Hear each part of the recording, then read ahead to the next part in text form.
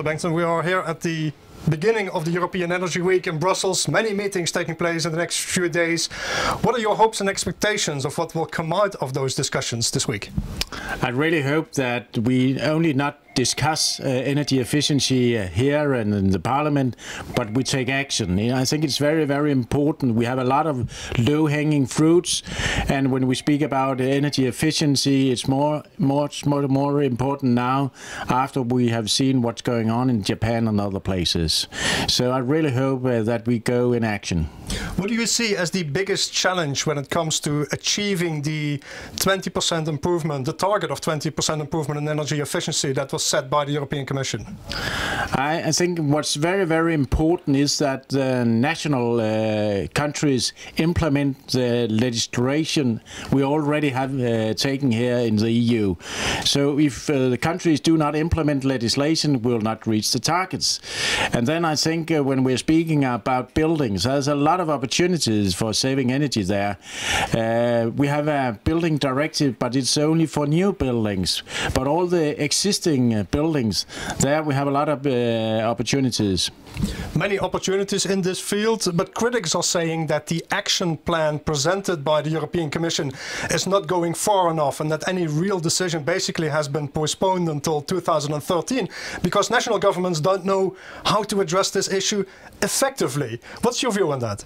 I think the communication from the Commission is a real good paper, but of course there's also areas where I think they can be more ambitious. But what's very important is that the national countries take action, because we have made a lot of legislation and a lot of it ain't implemented yet in the national countries. So implementing legislation, and then we take action now for existing buildings and other places where energy efficiency is very, very needed. In my country, in my time as a minister in Denmark, we doubled our GDP without using more energy. So it is really possible to do a lot in this area.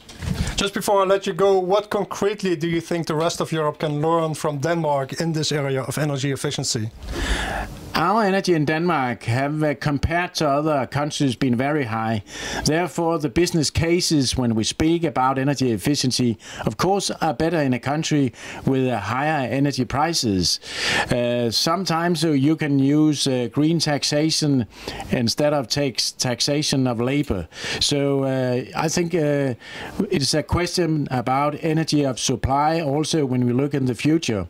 Europe are becoming more and more dependent of gas from Mr. Putin in Russia and fossil fuels from the Middle East. So therefore, we really need to do something.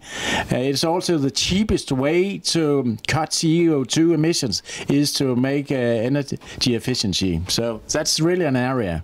So as you say, it's not only about the climate, it's also about global politics. Mr. Bengtsson, thanks very much. Thank you so much.